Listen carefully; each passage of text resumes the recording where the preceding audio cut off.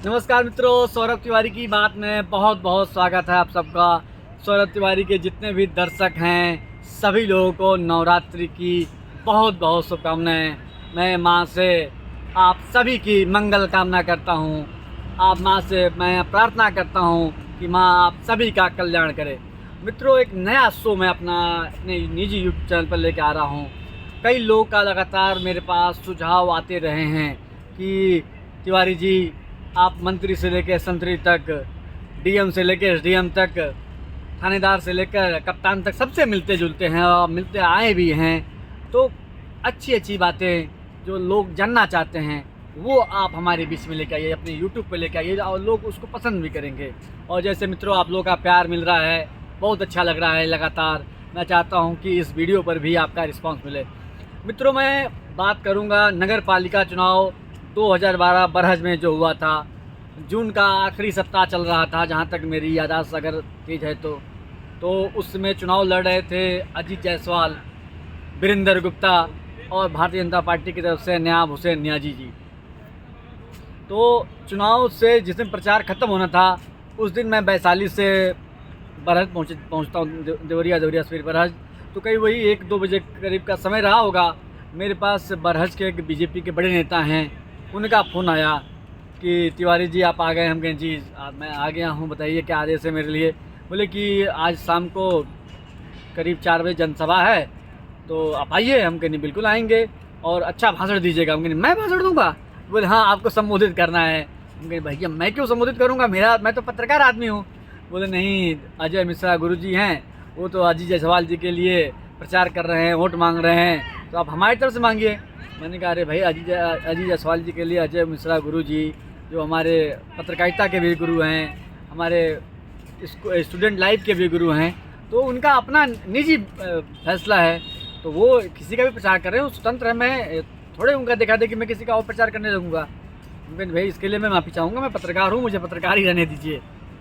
फिर मित्रों सारा समय बीता और चुनाव से एक दिन पहले हमारे जो सहयोगी हैं, हमारे प्रतिनिधि हैं, गौरी शंकर जी जायसवाल जी जो देवरिया देखते हैं, पूरा ज़िला देखते हैं, और जितने मित्र हैं मेरे साथ, जब भी मैं घर आता हूँ मेरे साथ हमेशा साई की तरह 24 घंटा रहते हैं। तो चुनाव से एक दिन पहले हम लोग सर बाज़ार में घूम रहे थे, मित्रों से लगातार बातचीत हो रही थी।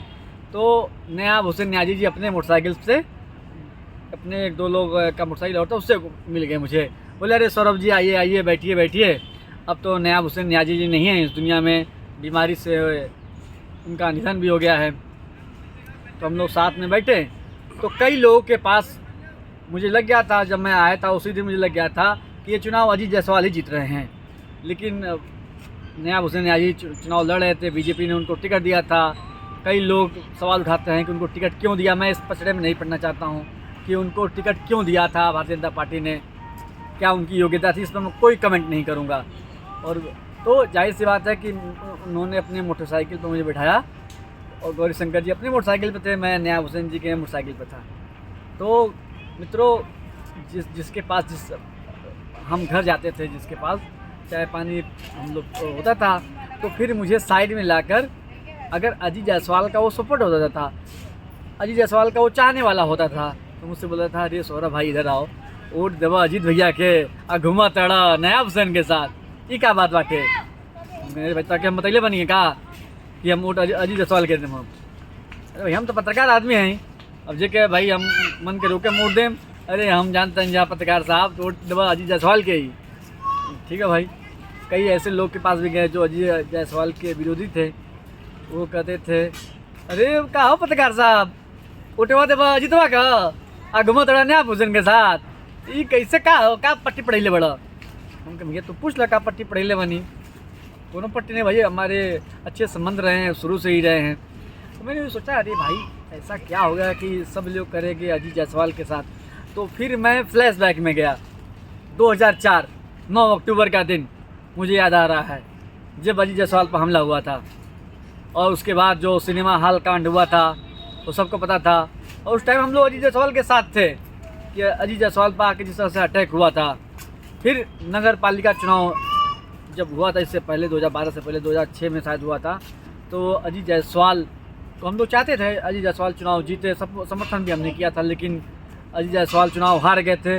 उस पर भी मैं नहीं जाऊँगा। लगातार लोग दावा कर रहे थे कि फर्जी किया गया, उनके साथ गलत किया गया, कुछ मैं उस पर भी नहीं टिप्पणी करूँगा अपनी, क्योंकि जो वरिष्ठ लोग हैं उस पर अपनी टिप्पणी करेंगे। तो मित्रों, तब हम लोग पहुँचे वीरेंद्र गुप्ता के घर, रात 9 बज रहे थे। उससे पहले मैंने अपने सहयोगी गौरीशंकर जायसवाल जी को विदा कर दिया कि भाई आप ये तो पता नहीं कब तक छोड़ेंगे मुझे, आप ऐसा कीजिए, आप अपने रुद्रपुर जाइए, कल मतदान है तो कल सुबह आ जाइएगा। तो वीरेंद्र गुप्ता और अजीत जायसवाल के बीच में कुछ टेंस हुआ, टेंस का माहौल था, कुछ गर्मा गर्मी शायद हुई होगी। तो जो तत्कालीन थाना अध्यक्ष रहे होंगे, जो भी, मुझे नाम तो ध्यान नहीं आ रहा है, तो उन्होंने वीरेंद्र गुप्ता जी से कहा होगा कि आप जाइए अपने घर पे, प्रचार मत करिए। अब आप लोग गुस्सा हो रहे थे कुछ। तो जैसे मैं उनके साथ घुसा, बात कर रहे थे किसी से, वो अजीतवा गुंडागर्दी करता, अजीतवा हैंग करता। लेकिन जैसे उन्होंने मुझे देखा तो उन्होंने अपने गुस्से को, अपने बीपी पर कंट्रोल किया।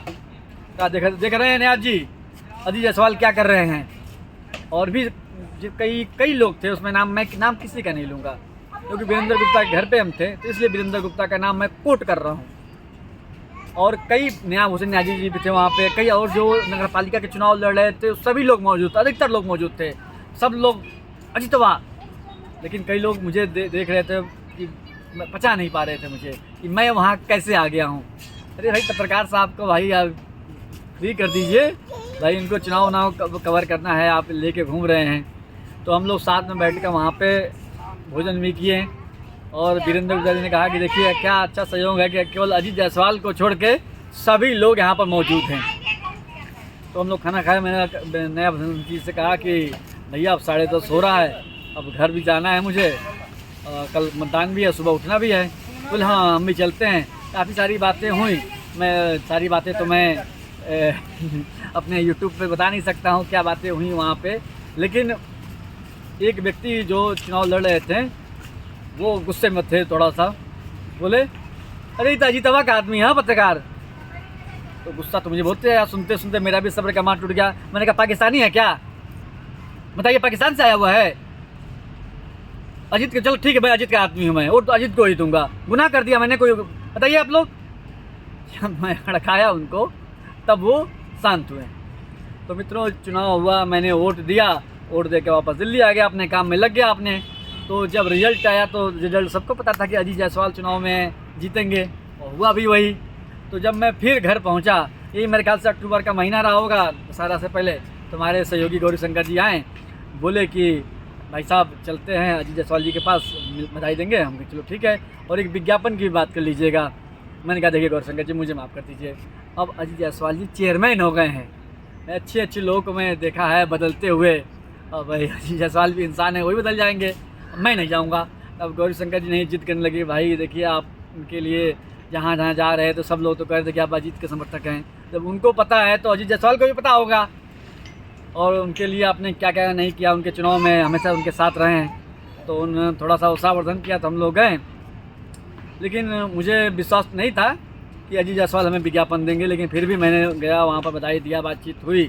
और फिर मैंने कहा कि मैं चाहता हूँ गौरीशंकर जायसवाल जी को आप एक विज्ञापन दीजिए, मैं सुदर्शन न्यूज़ को, भाई उनका भी मनोबल बढ़ेगा, आपकी खबरें भी चलेगी। तो उन्होंने तुरंत मना कर दिया। तो मैं मन मुस्कुरा रहा था, बोले नहीं हम किसी को विज्ञापन नहीं देंगे।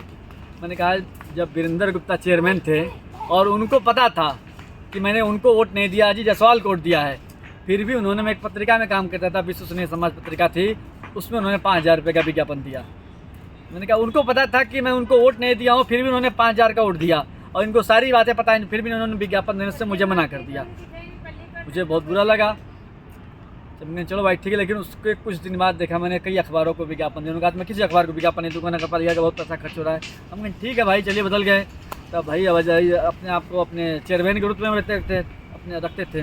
और मैं भी अपने आप को भाई बीजेपी कवर करता हूँ, तो मैं भी, मेरा भी रुतबा तो कम नहीं है। प्यार से भैया बोलोगे तो मैं भी प्यार से बात करूँगा, गर्दन कटवाने को तैयार हूँ। तो कई साल बीत गए, हम आना जाना होता था, लेकिन अजीत जायसवाल से मेरा ना कोई बात, ना कोई दुआ, ना कोई सलाम। तो अजीत जायसवाल ने कई काम अच्छे किए होंगे, मैं इस पर भी नहीं जाऊंगा। लेकिन एक सबसे बढ़िया काम लगा कि जो सरयू आरती होती थी, तो वहाँ पर मैं गया, तो वहाँ पर हमारे बड़े भाई हैं मुरारी अग्रवाल जी हैं, आप कीजिए प्रदीप जायसवाल जी हैं, और अजीत जायसवाल जी, वहाँ पर उनसे मुलाकात हुई, अच्छा काम लगा। फिर से बातचीत शुरू हो गया, अजीत जायसवाल जी को मैं अपने घर पे मैंने बुलाया, भोजन के लिए आए, भोजन के लिए भी आए, बातचीत भी हुई, लेकिन फिर मैंने कभी दोबारा उनसे ऐड के लिए बात नहीं की। तो मित्रों, अजीत जायसवाल से के बारे में आप लोग क्या कहेंगे? इस वीडियो में आप लोग की राय क्या है? कोई सुझाव है तो इसमें अगर मुझे आप करेक्ट करना चाहते हैं तो करेक्ट कीजिए। 2012 नगर पालिका चुनाव में दो दिन जो चुनाव का था, बहुत मज़ेदार दिन था, बहुत मज़ा आया चुनाव में। एक तरफा चुनाव साफ तौर से दिख रहा था, लग रहा था जनता लड़ रही है अजीत जायसवाल के लिए। और अजीत जायसवाल को भी सोचना होगा कि उसके बाद 2 चुनाव वो हारे हैं, क्यों हारे हैं? जब जनता उनके साथ थी तो अपने लोगों को अपने साथ क्यों नहीं रख पाए? ये क्या कमी अजीत जायसवाल में ही है या लकीर के आगे बड़ी लकीर खींच दी गई? ये मैं चाहता हूँ जवाब आप लोग दें। मित्रों, वीडियो कैसा लगा आप लोग कमेंट करके जरूर बताएं। बहुत धन्यवाद मित्रों, जय हिंद।